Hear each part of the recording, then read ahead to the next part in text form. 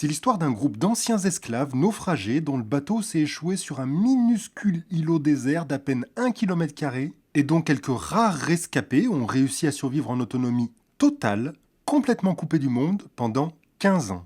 Comme je le fais dans chaque vidéo qui parle d'un exemple d'autonomie totale, je vais vous dire point par point comment ils ont fait pour survivre pour chacune des choses qui est indispensable pour rester en vie, c'est-à-dire l'eau, la nourriture et toutes ces choses, et vous allez voir que cet exemple est vraiment très riche d'enseignements. L'histoire dont on va parler aujourd'hui commence à Madagascar au XVIIIe siècle. L'esclavage est toujours pratiqué à Madagascar aujourd'hui, en 2019, notamment l'esclavage des enfants, puisque selon l'Organisation mondiale du travail, il y aurait aujourd'hui dans ce pays plusieurs centaines de milliers d'enfants esclaves.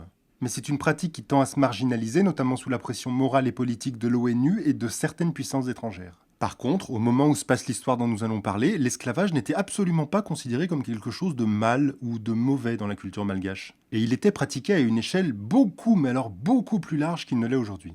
Quand est-ce que tu es battu? Le soir. C'est vrai, vous le battez? Quand il ne fait pas bien le travail, ça m'arrive. Combien avez-vous acheté cet enfant? Lui, je l'ai payé 15 ou 20 euros. Des esclaves, il y en avait dans à peu près tous les villages malgaches. Et comme partout où il y avait des cultures esclavagistes à cette époque, eh bien, il y avait aussi des marchands d'esclaves qui faisaient du business avec ça. Dans la culture malgache, l'esclave était d'abord distingué par l'origine de sa servitude avant sa fonction de facteur de production comme le faisaient les Européens. Dit autrement, les malgaches ne désignaient pas les esclaves par ce à quoi ils servaient, comme le faisaient les Européens, mais par la raison pour laquelle ils étaient devenus esclaves. Alors cette raison, ça pouvait être un tribut de guerre entre des clans opposés, mais ça pouvait aussi être une sanction pénale. On pouvait par exemple être condamné à l'esclavage parce qu'on avait commis un crime ou bien pour payer une dette. Mais on pouvait aussi être mis en esclavage pour des raisons politiques ou religieuses. Les Malgaches n'avaient pas un dieu unique comme les Européens et donc il y avait toutes sortes de motifs de discorde religieuse qui pouvaient conduire un leader religieux à réduire en esclavage des contestataires du pouvoir religieux. Il y avait également des rapts d'esclaves qui étaient organisés d'un clan contre un autre. Enfin, on pouvait être esclave parce qu'on était né de parents qui étaient eux-mêmes esclaves. Alors comme vous le voyez, on a donc des profils de gens extrêmement différents qui pouvaient se retrouver mis en esclavage. Ça pouvait aller du criminel à l'hérétique, en passant par le gars qui avait juste eu la malchance de ne pas naître d'une mère libre. Et je vous dis ça pour que vous compreniez que les humains que les marchands d'esclaves européens allaient acheter aux esclavagistes malgaches étaient d'une grande variété de profils. Ce sont des gens qui étaient très différents les uns des autres, avec des âges différents, des histoires différentes et des personnalités différentes. Et donc les esclaves dont on va parler aujourd'hui ne constituaient absolument pas un groupe homogène. Il y avait parmi eux des hommes, des femmes, des criminels, des opposants politiques, des contestataires religieux, ou juste des pauvres endettés. La seule catégorie d'esclaves qu'il n'y avait a priori pas, ce sont des esclaves qui étaient nés esclaves, parce que les Malgaches considéraient qu'on ne pouvait pas vendre un esclave né en esclavage. Mais en fait, on n'en sait presque rien, parce que cette question n'a quasiment pas été étudiée par les chercheurs. Je vous mettrai en description de la vidéo un lien vers l'une des rares études qu'on a à ce sujet. Et donc, la seule chose qu'on connaît, c'est ce qui s'est passé après que les esclavagistes français aient acheté leurs marchandises aux esclavagistes malgaches. Pour le reste, en l'état actuel de la recherche scientifique,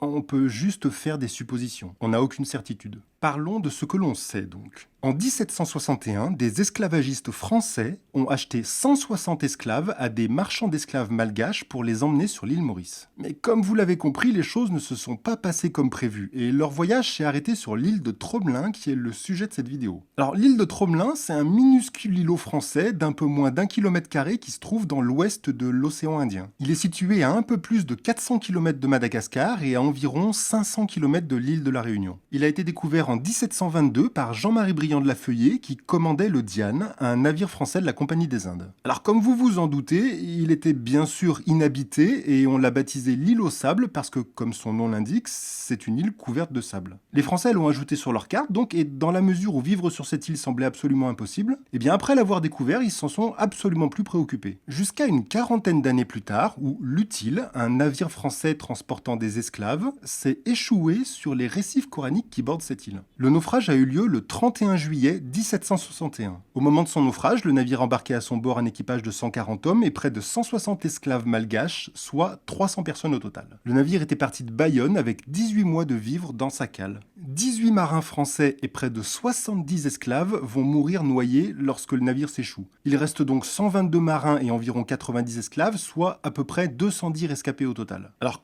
Comme vous le savez si vous suivez ma chaîne, la première des choses nécessaires pour survivre, c'est d'avoir de l'eau potable. Or, il n'y a sur l'île aucune rivière, aucune source, bref, il y a des milliards de litres d'eau salée tout autour, mais pas une goutte d'eau potable. La première urgence pour les naufragés, c'est donc de trouver de l'eau. Après plusieurs échecs, un puits est creusé dans la soirée du 3 août par les marins, soit 3 jours après le naufrage. Il permet de s'approvisionner en eau saumâtre, puisée à environ 5 mètres de profondeur, mais dans l'intervalle, entre 10 et 30 malgaches sont déjà morts. L'existence de ce puits et son emplacement approximatif sont connus par les sources écrites, notamment par plusieurs cartes manuscrites, mais quand on regarde les cartes, on se rend compte qu'apparemment le puits était exactement en dessous de la piste d'atterrissage d'avion qui a été construite au XXe siècle, et donc les archéologues n'ont pas pu le fouiller. Ce qui est vraiment dommage parce que du coup, on ne sait pas comment il a été construit. La seule chose que l'on sait, c'est qu'il faisait 5 mètres de profondeur et qu'il a été construit avec l'aide de charpentiers français qui étaient présents sur le bateau au moment du naufrage. On sait également qu'avec les mêmes outils, les Malgaches n'ont pas réussi à en construire un autre,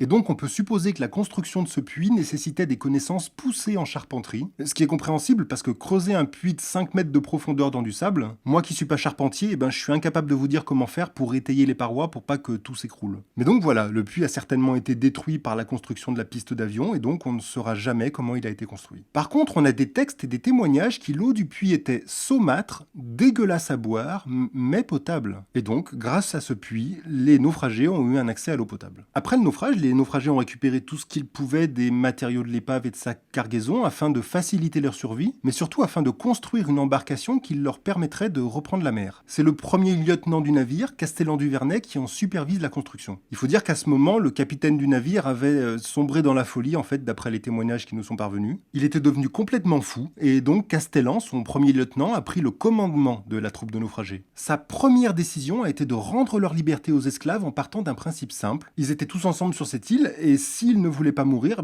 il fallait qu'ils bossent tous ensemble pour rester en vie. Après leur avoir rendu leur liberté, il leur demanda donc de les aider, non pas en tant qu'esclaves, mais en tant qu'hommes libres. Ce que la majorité d'entre eux a accepté. Par ailleurs, Castellan, qui est un pragmatique, comprend très vite que la longueur des poutres récupérées ne leur permettra pas de construire un bateau assez grand pour embarquer tout le monde. Le plan, c'est donc de construire un bateau pour embarquer les Français et seulement quelques Malgaches, puis de revenir plus tard pour secourir les autres Malgaches avec un autre bateau. Mais comme on va le voir plus loin dans cette vidéo, les choses ne se sont pas vraiment passées comme prévu et le plus tard en question a quand même duré près de 15 ans. Le 27 septembre 1761, les Français et quelques Malgaches qui travaillaient avec eux, notamment les traducteurs, embarquent à bord du deuxième bateau construit à partir des débris du premier et qui est baptisé la Providence. Ils partent donc en laissant sur place entre 60 et 80 Malgaches. Ils leur laissent les rations de nourriture qu'ils ont réussi à récupérer parmi les débris du bateau qui a fait naufrage, mais ça représente vraiment pas grand-chose. D'après les textes, on sait qu'il y avait à peu près 3 mois de nourriture, c'est tout. 3 mois, rien de plus. Et pourtant, certains d'entre eux vont réussir à survivre non pas 3 mois, mais 15 ans. Alors comment ils ont fait donc ? Après l'eau, la seconde urgence pour rester en vie, c'est de disposer d'un abri. Afin de s'abriter des vents violents auxquels est soumise cette île relativement plate, et aussi pour pallier à l'absence d'arbres à sa surface,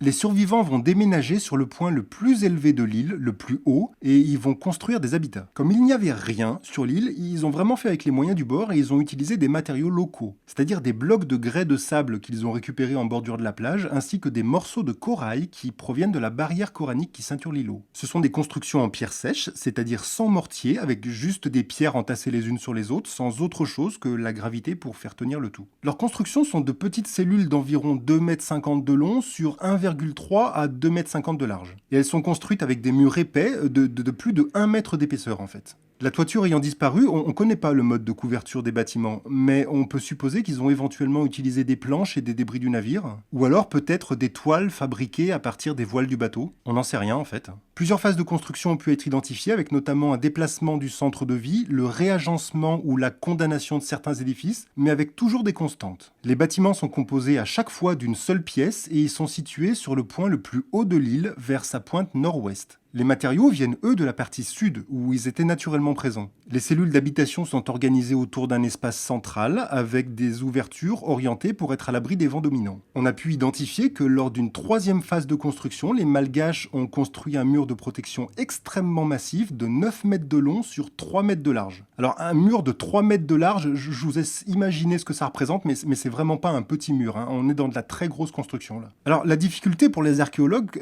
c'est que la fouille et la reconstitution reconstitution de ces habitats a été rendue difficile par le fait que la partie supérieure des murs a été réutilisée en 1954 pour construire le bâtiment de la station météorologique qui est actuellement sur l'île. Certains murs ont même été réutilisés comme murs de soubassement de ce bâtiment, c'est-à-dire que les murs construits par les Malgaches ont servi de murs de soubassement sur lesquels les Français ont construit en 1954 leur station météorologique. Donc dit autrement, une partie des bâtiments construits par les Malgaches se trouve en dessous de la station météo, et donc là encore, eh bien, on ne saura probablement jamais exactement à quoi ça ressemblait. Alors ce qui est à noter du point de vue de la survie, c'est qu'après leur déménagement sur le point le plus haut de l'île, les Malgaches doivent donc parcourir environ 750 mètres pour se rendre au puits. Et donc il faut transporter l'eau sur 750 mètres. Ils puisent l'eau et la versent dans de grandes bassines en plomb, on en a retrouvé dans l'un des bâtiments, et puis ils l'acheminent le long d'un chemin qui a été dégagé avec des blocs de corail jusqu'à la zone d'habitat. L'une de ces bassines était même munie d'un couvercle pour éviter que l'eau ne s'évapore ou ne soit souillée par le sable. Les archéologues pensent qu'un tuyau de cuivre dont l'une des extrémités a été écrasée au marteau et une coquille de triton aménagée ont pu jouer un rôle de louche pour prendre l'eau en fait. Ce qui nous amène à un autre élément important de l'autonomie dont je vous parle régulièrement, à savoir l'artisanat domestique. Cette louche donc fait partie des rares objets fabriqués à partir des éléments trouvés sur l'île. On sait que les survivants se sont fabriqués quelques objets parce que les archéologues en ont retrouvé la trace grâce à leurs fouilles, mais pour le moment on n'a que des informations limitées au sujet de l'artisanat sur l'île. On sait aussi que les Français avaient réussi à construire une forge, mais on ne sait pas si les Malgaches l'ont utilisée après le départ des Français.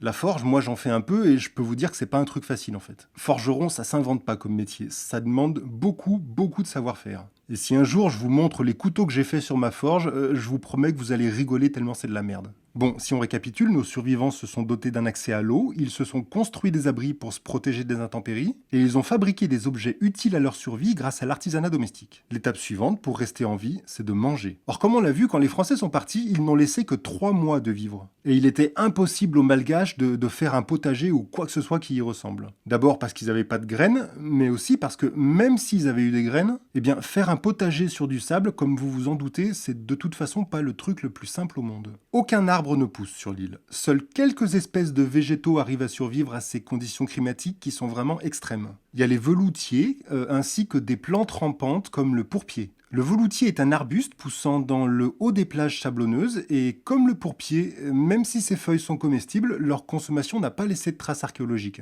Donc on peut pas savoir s'ils en mangeaient et même s'ils en mangeaient, ça devait de toute façon pas représenter un apport énergétique considérable. Les Malgaches consommaient aussi peut-être les feuilles de l'Hipomaepes caprae, qu'on appelle aussi les patates à Durand, et qui est une variété présente sur l'île. C'est une liane rampante de la famille des Convolvulaceae qui pousse sur la partie haute des plages des régions tropicales. La décoction de ces feuilles est traditionnellement utilisée, et encore de nos jours d'ailleurs, comme plante médicinale, notamment contre les inflammations, les rhumatismes ou les crampes. Mais c'est pas franchement nourrissant comme truc. En fait, les Malgaches sur l'île aux sables se nourrissaient quasi exclusivement d'animaux, et pour être précis, de viande de tortue verte, de viande et d'œufs de sterne noire, de coquillages ainsi que de poissons. Et ces sources d'alimentation ont, elles, contrairement aux sources végétales, laissé des traces archéologiques, et notamment des restes de fragments osseux dans les couches d'occupation. Donc ce que je vais vous dire là, c'est pas juste des suppositions que je suis en train de faire, ce sont des faits scientifiques attestés par des preuves matérielles. La Chelonia bidas, qu'on appelle aussi la tortue verte, c'est une espèce de tortue marine géante qui peut peser jusqu'à 130 kg à l'âge adulte,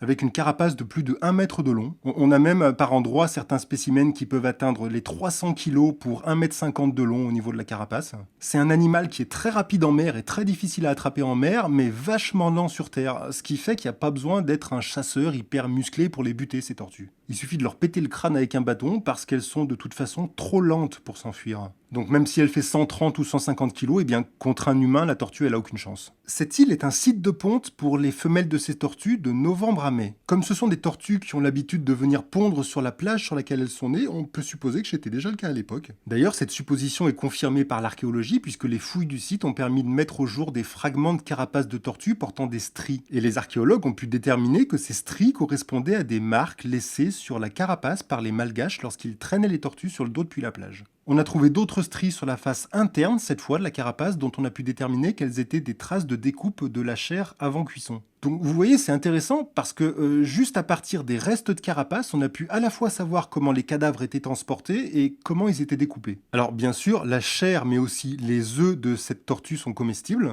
La femelle en pond une centaine en moyenne qui ont la taille d'une grosse balle de golf et qui sont très nourrissants. Par contre, de nos jours, la chair n'est plus du tout consommée. D'abord parce que c'est une espèce qui est le plus souvent protégée, mais ça, de toute façon, il y a beaucoup de gens qui vivent dans ces coins du monde qui en ont rien à foutre de savoir si un animal est protégé ou pas. Par contre, c'est aussi un animal qui vit très longtemps et donc qui accumule durant toute son existence des métaux lourds et des toxines qui peuvent rendre sa viande toxique, y compris après cuisson. Dit autrement, de nos jours, la viande de tortue verte est toxique et potentiellement mortelle, ce qui motive davantage les gens à arrêter de la manger que de la voir classée comme espèce protégée.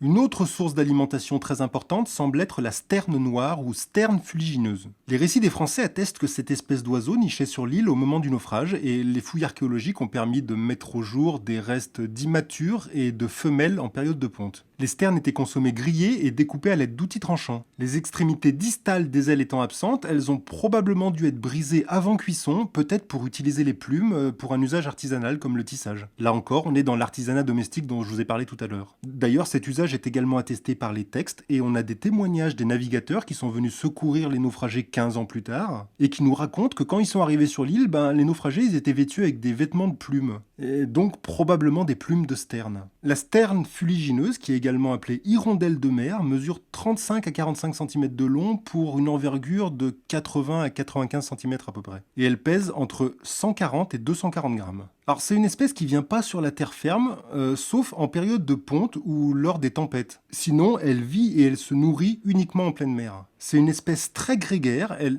niche en colonies pouvant atteindre plusieurs milliers de couples. Et d'avril à septembre, ces femelles pondent 1 ou 2 œufs à même le sol. Puis elles les couvent pendant un mois environ, puis les 2 parents se relaient pour l'incubation et l'élevage avant que les jeunes ne puissent prendre leur envol. Mais il faut compter une 60aine de jours avant que les jeunes soient capables de s'envoler. Donc ça explique aussi pourquoi on avait des cadavres de jeunes. Ils étaient incapables de s'envoler et donc les malgaches avaient juste besoin de se pencher pour les ramasser. La viande de cet animal était cuite dans un four construit en haut de la plage à l'aide des briques que vous êtes en train de voir à l'image. Ce sont des briques réfractaires qui ont été récupérées dans le four qui était embarqué sur l'épave. Alors on a pu fouiller l'aménagement à la base du four parce qu'il était conservé et il contenait du mobilier et les restes de la faune qui était consommée, donc c'est ça qui nous permet de dire que ce four a servi à faire cuire ces animaux. Le feu était alimenté par les restes de l'épave et ça on le sait parce qu'on a retrouvé des nombreux clous de charpenterie dans les niveaux archéologiques du site. Les malgaches récupéraient donc tout simplement des planches du bateau pour pouvoir alimenter leur feu. Il faut sans doute ajouter à cela l'utilisation des bois flottés et du veloutier, qui est, comme on l'a vu, le seul arbuste présent sur l'île. Pour arriver à faire du feu, ils avaient fabriqué des briquets à silex, apparemment en utilisant les silex des fusils à silex que les Français leur avaient laissés. Alors les fusils leur ont pas servi à grand chose,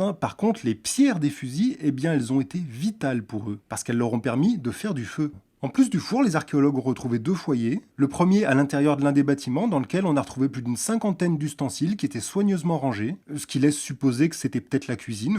Puis on a trouvé un second foyer équipé d'un trépied, c'est le trépied que vous êtes en train de voir à l'image là, et qui provenait du bateau. Ce second foyer avec le trépied, lui, il se trouvait à l'extérieur, sous le vent du premier bâtiment. Alors apparemment, une plaque en cuivre a probablement été utilisée comme plaque foyère, et on posait juste la plaque en fait sur le foyer comme ça. On sait aussi qu'une partie des récipients provenant de l'épave ont été réparés à de nombreuses reprises à l'aide de rivets, ce qui illustre la volonté de les faire durer le plus possible. Et enfin, et là on revient encore à l'artisanat domestique, il y a des récipients qui ont été fabriqués par les naufragés à partir de métal récupéré sur l'épave. Ils mangeaient des tortues, donc ils mangeaient des œufs de tortues, ils mangeaient des oiseaux, ils mangeaient des œufs d'oiseaux, mais ils mangeaient aussi des poissons. Alors le truc c'est que la pêche était rendue extrêmement périlleuse à cause de la violence des vagues et de la présence du récif, mais les archéologues ont réussi à prouver qu'elle était malgré tout pratiquée par les naufragés. Apparemment, il y a quelques éléments comme des hameçons, la pointe d'un harpon ou une lame de couteau qui ont été récupérés sur l'épave. Et puis, artisanat domestique encore, d'autres outils ont été fabriqués comme des pointes de lance ou des pics qui ont été faites en roulant des plaques de cuivre en forme de cornet. Un très grand nombre de restes de poissons ont été étudiés par les archéologues et ils proviennent de 23 familles de poissons très différentes. Les plus abondants sont les carangues, les poissons chirurgiens, les balistes, les mérous et enfin les vivanos. Parmi les carangues, on va surtout trouver 2 espèces en particulier, les carangues à grosse tête et les carangues bleues. Alors pour ceux d'entre vous qui connaissent pas, la première espèce c'est un poisson de grande grande taille d'environ 1 mètre de long et dont certains spécimens peuvent même atteindre 1,70 m de long. Que comme vous l'avez compris, on n'est pas sur du petit poisson, là, ce sont des poissons vraiment énormes. L'un des os retrouvés sur le site, un maxillaire droit, provient d'un gros spécimen de 25 kg et il portait des traces de découpe. Les carangues bleues, en revanche, sont un peu plus petits et elles mesurent en moyenne 60 cm de long. Le balistre olivâtre, c'est un poisson dont la chair est de nos jours pas recherchée parce que c'est pas très bon en fait, mais elle était beaucoup consommée par les naufragés. C'est un poisson qui est très commun dans tout l'Indo-Pacifique et il peut atteindre jusqu'à 75 cm de long. Il vit à faible profondeur et à proximité des zones coralliennes, ce qui expliquait qu'on en trouve sur le pourtour de l'île. Et c'est un poisson qui est très curieux et qui est même souvent agressif vis-à-vis des plongeurs. Donc compte tenu de toutes les conditions qu'il y avait sur l'île, de la violence des vagues dont on a parlé et puis des barrières coralliennes, qui sont un endroit dangereux, on peut supposer que leur pêche, c'était un challenge dangereux. Le mérou patate, lui, peut mesurer jusqu'à 2 mètres de long, donc c'est le plus long de tous ceux dont on a parlé jusqu'à maintenant, et il faisait partie des plus gros poissons dont la consommation est attestée par les fouilles archéologiques sur le site. C'est un poisson peu farouche qui se laisse approcher par les plongeurs et caresser, donc lui, c'est le contraire, il devait être pas trop compliqué à attraper. Et puis on a aussi trouvé des restes de Vivano chien rouge, qui est un poisson qui peut peser jusqu'à 7 kg, et c'est un poisson qui encore aujourd'hui est très courant dans les environs de l'île, donc c'était une source dont on peut supposer qu'elle était facile d'accès elle aussi. Alors la présence de tous ces poissons indique que les Malgaches ont pratiqué la pêche à la ligne, mais aussi la pêche à la sagaie et au harpon, aussi bien sur le banc de sable que sur le récif, et peut-être aussi la collecte manuelle dans des flaques d'eau à marée basse. Apparemment, pour les plus gros poissons, ils sont également allés en pleine mer pour pratiquer la pêche à la ligne à bord d'une embarcation. Ce qui veut dire que les Malgaches sont arrivés à construire un petit bateau de pêche, mais malheureusement, on n'a aucune idée de comment ils s'y sont pris ou de à quoi il pouvait ressembler ce petit bateau. On suppose juste qu'il a existé. Alors pour en revenir à l'artisanat domestique, les activités de fabrication ou de réparation des naufragés sont illustrées par la présence de nombreux outils récupérés sur l'épave. On a par exemple retrouvé un grattoir, une gouge, des burins, une massette, une hache, mais aussi des galets de lest utilisés comme affûtoirs. Et puis on a plusieurs outils qui sont des objets récupérés sur les tables et qui ont été détournés de leur usage initial. Par exemple, là ce que vous êtes en train de voir à l'écran, ce sont des gonds de porte qui ont été transformés en haches.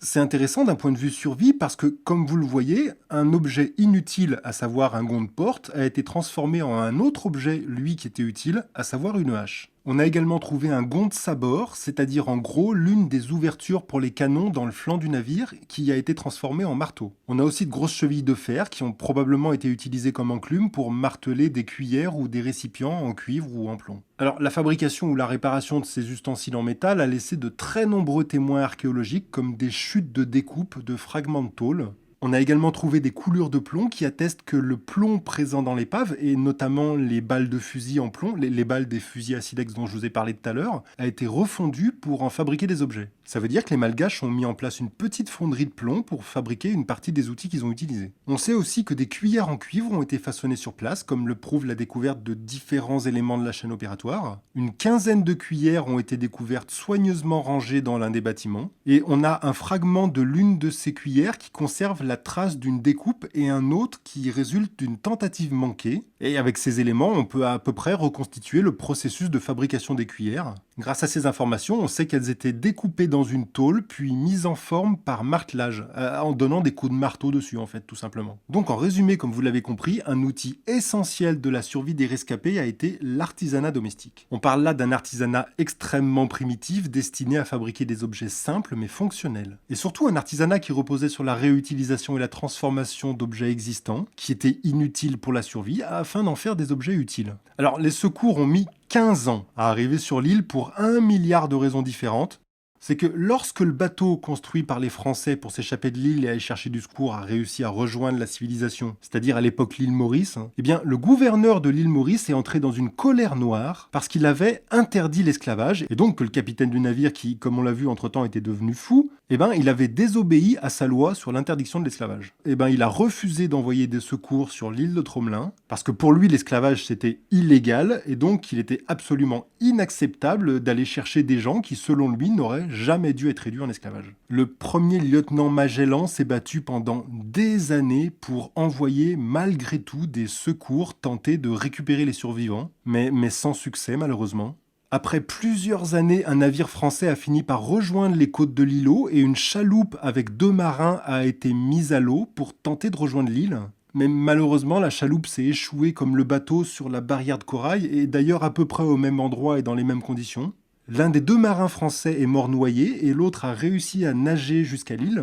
Mais le commandant du bateau a estimé qu'il n'était pas possible de rejoindre l'île sans risquer de perdre d'autres marins. Et donc il a abandonné son marin survivant sur l'île avec les autres survivants et il est reparti. Et puis finalement, 15 ans après le premier naufrage, un bateau a réussi à gagner l'île et à récupérer les rescapés pour les ramener sur l'île Maurice. Alors bien évidemment pas en tant qu'esclaves mais en tant qu'hommes libres, ou pour être plus précis en tant que femmes libres parce que c'était quasiment que des femmes. Et comme elles avaient peur si elles rentraient à Madagascar d'être remis en esclavage, elles ont préféré rester vivre sur l'île Maurice. Mais au bout du compte, il restait alors plus que 8 survivantes.